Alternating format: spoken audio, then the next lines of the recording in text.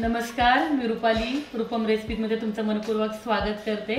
दसरा झाला की आपल्याला वेध लागतात दिवाळीचे। तर त्या दिवाळीची खरेदी, साफसफाई, घराची सजावट आणि सगळ्यात महत्त्वाचं म्हणजे दिवाळीचा फराळ। तर दिवाळीच्या फराळाची सीरीज आज मी सुरू करणार आहे आणि मला खात्री आहे की तुम्ही नवीन शिकाऊ असाल किंवा तुम्ही अजून दिवाळीचा फराळ कधी बनवलाच नसेल तरी माझे जर व्हिडिओ तुम्ही पाहून दिवाळीचा फराळ बनवला तरी अगदी एक नंबर चविष्ट असा तुमचा दिवाळीचा फराळ तयार होईल। अगदी छोट्या मोठ्या टिप्स सगळ्या मी तुम्हाला ह्या व्हिडिओमध्ये देणार आहे किंवा ह्या सीरीजमध्ये देणार आहे। त्यामुळे तुम्ही प्रत्येक व्हिडिओ शेवटपर्यंत अगदी व्यवस्थित पाहिला तर अगदी चविष्ट असा तुमचा फराळ तयार होईल। दिवाळीच्या फराळाची सीरीज आपण करंज्यांपासून सुरुवात करणार आहोत। ह्यामध्ये तुम्हाला मी पाकातलं सारण बनवायला शिकवणार आहे आणि दोन प्रकारच्या गुळाच्या करंज्या बनवायला शिकवणार आहे। एक प्रकारची जी गुळाची करंजी आहे ती अगदी सहज तुम्ही बनवू शकाल अशा पद्धतीने तुम्हाला मी सांगणार आहे। चला मग आजच्या व्हिडिओला सुरुवात करूयात। तर सुरुवातीला आपण करंजीसाठी लागणारी कणिक तयार करून घेऊयात। त्यासाठी मी 150 ग्रॅम मैदा घेतलेला आहे आणि 150 ग्रॅम बारीक रवा घेतलेला आहे। आता एका भांड्यामध्ये आपण रवा आणि मैदा काढून घेऊयात आणि त्यामध्ये चवीसाठी थोडंसं मीठ घालूयात। मीठ घालून रवा आणि मैदा छान मिक्स करून घेऊया। आता हे मी तेल घेतलेलं आहे, तेल अगदी कडकडीत गरम केलेलं आहे। छोटे 4 चमचे मोहन आपण ह्या रवा आणि मैद्यामध्ये घातलेला आहे।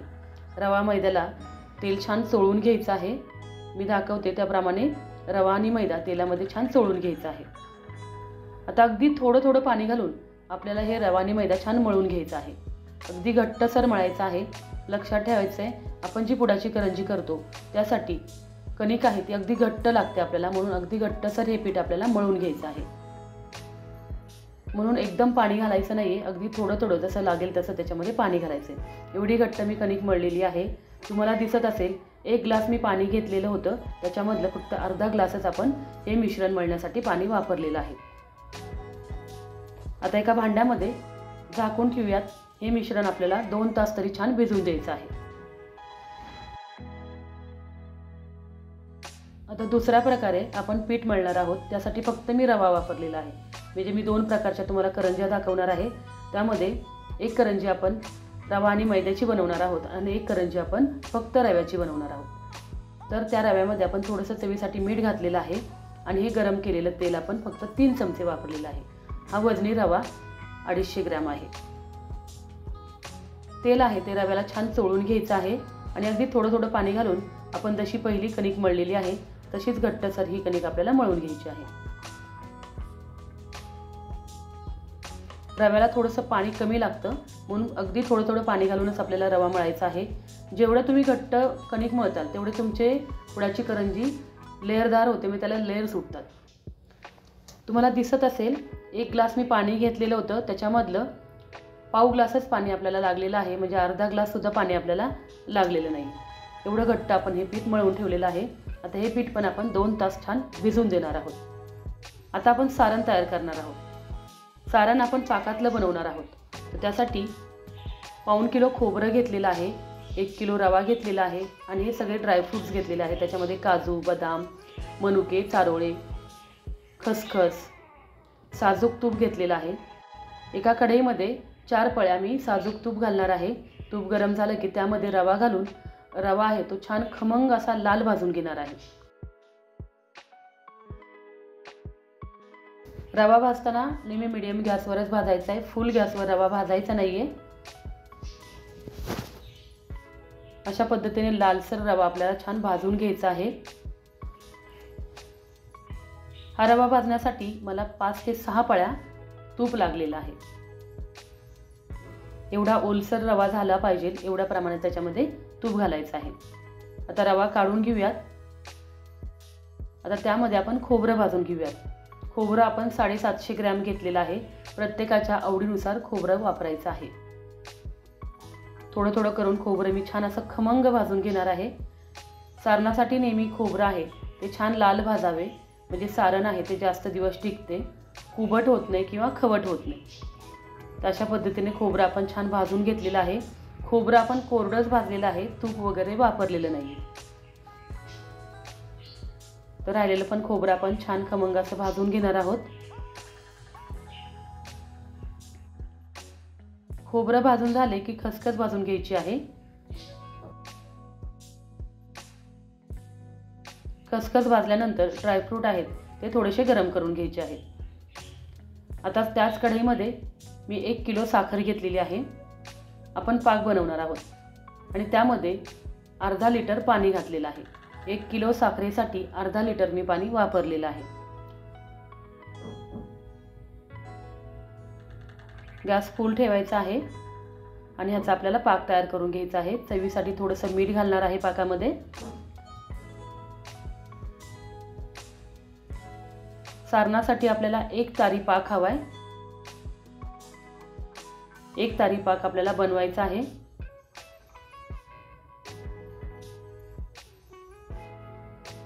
व्यवस्थित चेक करायचा आहे. तुम्हाला दिसत असेल 1 तार येते म्हणजे आपला पाक आहे तो परफेक्ट झालेला आहे.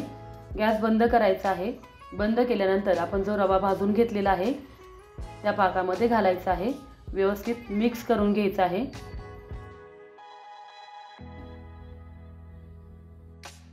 आणि पाक गरम गरम असतानाच आपल्याला त्याच्यामध्ये रवा घालायचा आहे. झाकण ठेवायचं आहे. 2 ते 3 तास रवा असाच झाकून ठेवायचा आहे. 2 ते 3 तास झालेले आहेत. तुम्हाला दिसत असेल पाक आहे तो पूर्ण रव्यामध्ये मुरलेला आहे. रवा आपला जो आहे छान घट्ट झालेला आहे, कोरडा झालेला आहे. त्याच्या सर्व गाठी आपल्याला हाताने फोडून घ्यायच्यात. रवा आहे तो पूर्ण सुट्टा आपल्याला करून घ्यायचा आहे. आता एका मोठ्या भांड्यामध्ये आपण रवा काढून घेतलेला आहे आणि त्यामध्ये आपण जे सर्व साहित्य घेतलेलं होतं ड्रायफ्रूट्स ते सर्व घालायचे आहेत. ही खसखस आपण भाजून छान मिक्सरमधून वाटून घेतलेली आहे ती पण घालायची आहे. वेलची पूड घालायची आहे. मी जे तुम्हाला पाकातलं सारण दाखवलेलं आहे ते अगदी अप्रतिम होतं. खूप छान टेस्ट लागते. करंजी तर काही बोलायलाच नको, मस्तच लागते. जायफळ घालूयात. एवढ्या सारणासाठी आपण अर्ध जायफळ वापरलेलं आहे. आता आपण जे खोबरं भाजून घेतलेलं आहे ते घालूयात आणि व्यवस्थित मिक्स करून घेऊयात. अशा पद्धतीने आपलं हे सारण तयार झालेलं आहे. या सारणाच्या करंज्या अगदी अप्रतिम लागतात. चव खूप सुंदर लागते. आता आपण हे रवा आणि मैदा मळून ठेवलेला होता ही कणिक घेतलेली आहे. ही कणिक आपण मिक्सरमधून फिरवून घेणार आहोत. तुमच्याकडे वरवंटा पाटा असेल तर त्याच्यावरही सुद्धा तुम्ही टेचून मऊ करू शकता. पण ही पद्धत सोपी आहे. छोटे छोटे असे तुकडे करायचे आहेत आणि मिक्सरच्या भांड्यामध्ये घालून मिक्सरच्या भांड्यामध्ये अशा पद्धतीने फिरवून घ्यायचं आहे. म्हणजे ही कणिक अगदी सॉफ्ट होते.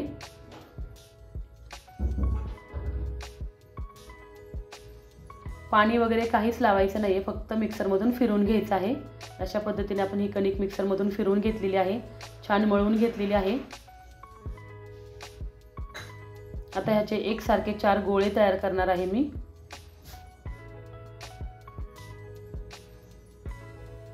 आणि ही दुसरी जी कणिक आहे ती रव्याची आहे. ती पण कणिक आपल्याला छान मिक्सरमधून फिरून मऊ करून घ्यायची आहे. ती आपण दुसऱ्या करंज्यासाठी वापरणार आहोत. आता आपण ही रवा आणि मैद्याची कणिक घेतलेली आहे. त्याची छान आपल्याला मोठ्या आकाराची पोळी लाटून घ्यायची आहे. आपण जेवढी मोठी पोळी लाटू तेवढे आपल्या करंजीचे लेयर जास्त येतात, म्हणून मी जास्त मोठी पोळी लाटलेली आहे. अशा प्रकारे आपल्याला 2 पोळ्या लाटायच्या आहेत. एवढी पातळ अशी पोळी आपल्याला लाटायची आहे. एक पोळी आपण लाटून घेतलेली आहे. आता दुसरी पण पोळी आपण लाटणार आहोत. तशा पद्धतीने दुसरी पण पोळी आपण लाटलेली आहे.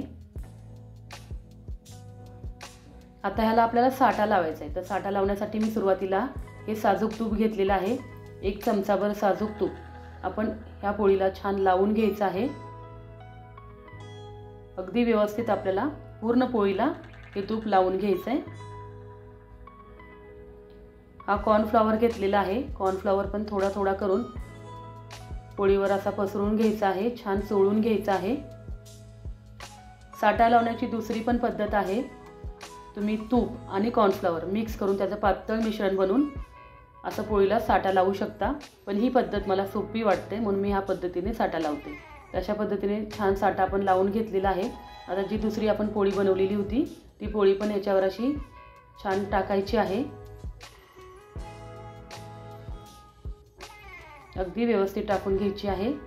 प्लेन करून घ्यायची आहे. आणि ह्यावर पण थोडंसं साजूक तूप आणि कॉर्नफ्लॉवर लावून छान चोळून घ्यायचं आहे. अगदी सगळ्या पोळीला एकसारखा असा साठा लागला गेला पाहिजे अशा पद्धतीने लावायचा आहे. आता ह्याचा आपल्याला रोल बनवायचा आहे. रोल बनवताना नेहमी लक्षात ठेवायचे अगदी घट्टसर असा रोल बनवायचा आहे, म्हणजे आपले जे करंजीचे पदर असतात ते सुटत नाहीत, एकसारखे पदर फुटतात, म्हणून घट्ट असा रोल आपल्याला बनवून घ्यायचा आहे. तर अशा पद्धतीने आपण रोल बनवलेला आहे. आता आपण त्याचे एवढे असे गोळे तयार करून घेतलेले आहेत. तुम्हाला दिसत असेल ही लेअरवाली बाजू आहे, अशी उभी ठेवायची आहे आणि अशा पद्धतीने त्याला प्रेस करायचं आहे आणि अगदी हलक्या हाताने त्याला छान लाटून घ्यायचं आहे. अगदी कडेकडेने लाटायचं आहे, मध्ये जास्त लाटायचं नाही आहे. आणि एवढी जाड आपल्याला ही पाती तयार करून घ्यायची आहे. मी हा साचा वापरणार आहे आणि ह्या साच्याने आपण ह्या करंज्या बनवणार आहोत. अशा पद्धतीने साच्यावर ती पाती ठेवायची आहे. त्याच्यामध्ये छान सारण भरायचं आहे. कडेने आपल्याला पाणी लावायचं आहे. पाणी लावल्यामुळे करंजी आपली फुटत नाही, म्हणून पाणी वापरायचं आहे.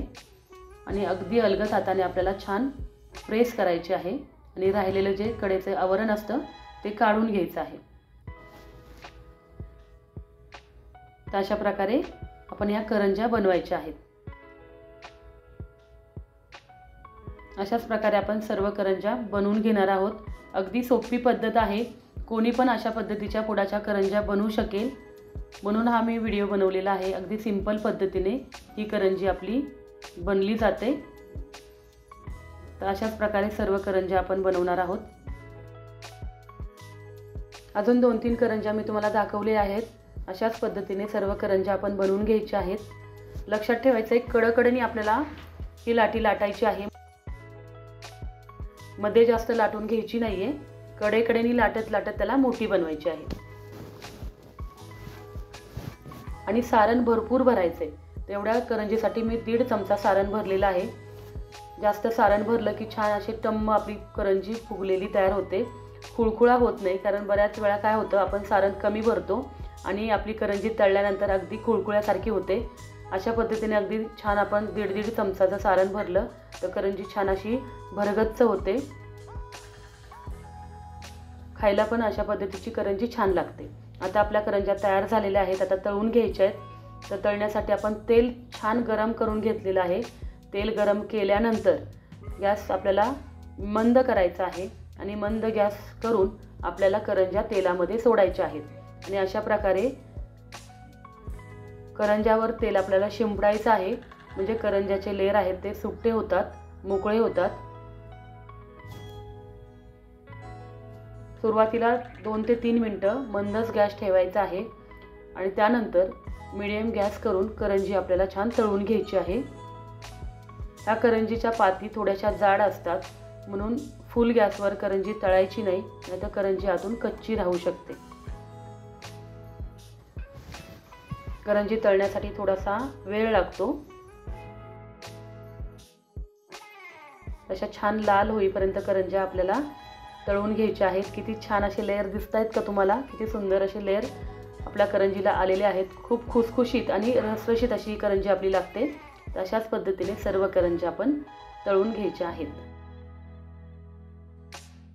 तुम्हाला जर सुकं सारण करायचं असेल तर त्याची लिंक डिस्क्रिप्शन बॉक्समध्ये दिलेली आहे. सुकं सारण पण तुम्ही बनवू शकता. त्याच्यामध्ये पण मी 2 प्रकारच्या करंज्या दाखवलेल्या आहेत. तर छान अशा आपल्या ह्या पुडाच्या करंज्या तयार झालेल्या आहेत.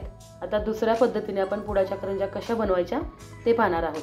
तर त्यासाठी आपण फक्त जो रवा मळलेला होता तो मिक्सरमधून छान फिरवून घेतलेला आहे, सॉफ्ट करून घेतलेला आहे. आणि त्याचा पण एक गोळा आपण तयार करून घेतलेला आहे आणि त्याची अशी मोठी पोळी आपल्याला लाटून घ्यायची आहे. आपण पहिल्या ज्या करंज्या बनवल्या त्यासाठी 2 पात्या म्हणजे 2 पोळ्या वापरलेल्या आहेत, पण ह्या करंज्यासाठी आपण एकच पोळी वापरणार आहोत. तर अशा प्रकारे आपण ही मोठी अशी एक पोळी लाटून घेतलेली आहे.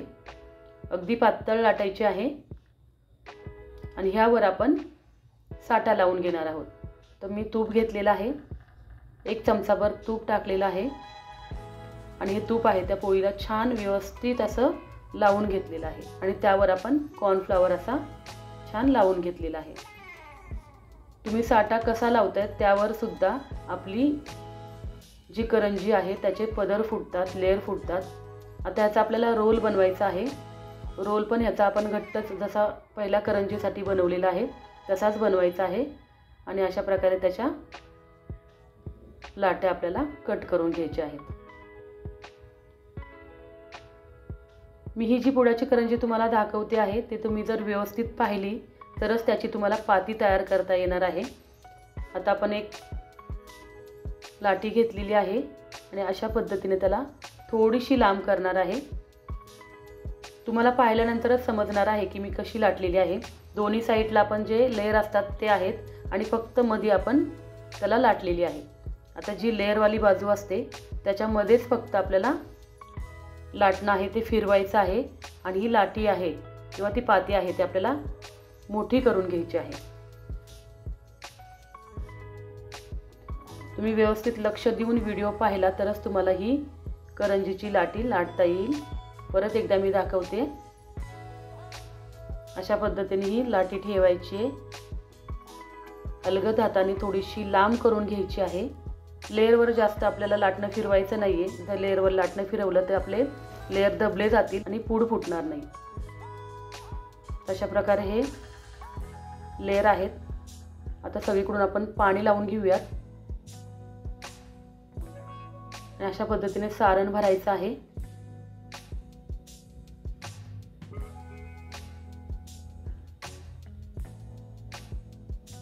सारण भरून अशा पद्धतीने त्याला मिटवायचं आहे। जे पदर असतात त्या पदरावरला जास्त दाब द्यायचा नाहीये, अगदी हलगद हाताने आपल्याला प्रेस करायचं आहे। अशा पद्धतीने चौकोनी अशी आपली ही करंजी तयार झाली पाहिजे। अशाच पद्धतीने सर्व करंज्या आपण ह्या तयार करून घेणार आहोत। आता ह्या करंज्या आपण तळून घेणार आहोत।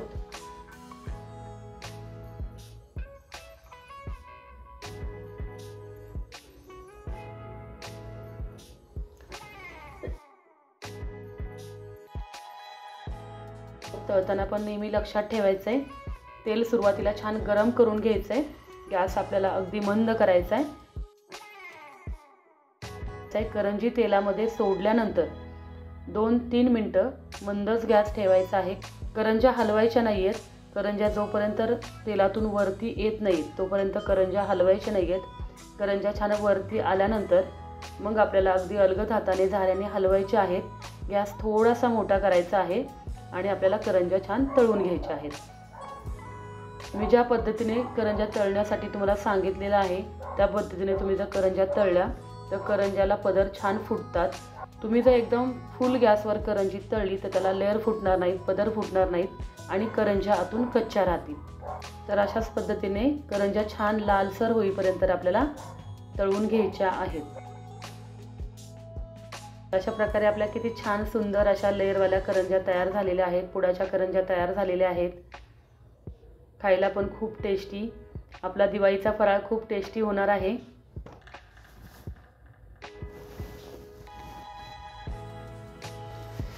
मग ह्या दोन्ही प्रकारच्या करंज्या तुम्हाला कशा वाटल्या मला कमेंट करून नक्की कळवा आणि व्हिडिओ जास्तीत जास्त मित्रमैत्रिणींबरोबर शेअर करा। कारण आता प्रत्येकजण दिवाळीचा फराळ बनवतोयच। मग असा टेस्टी दिवाळीचा फराळ सगळ्यांना बनवायचाच असेल। आपली सिरीज सुरू झालेली आहे त्यामुळे वेगवेगळे दिवाळीचे फराळाचे पदार्थ मी तुमच्यासाठी घेऊन येणार आहे। चला मग भेटूया असा छान डिलिशियस दिवाळीचा फराळ घेऊन पुढील भागामध्ये।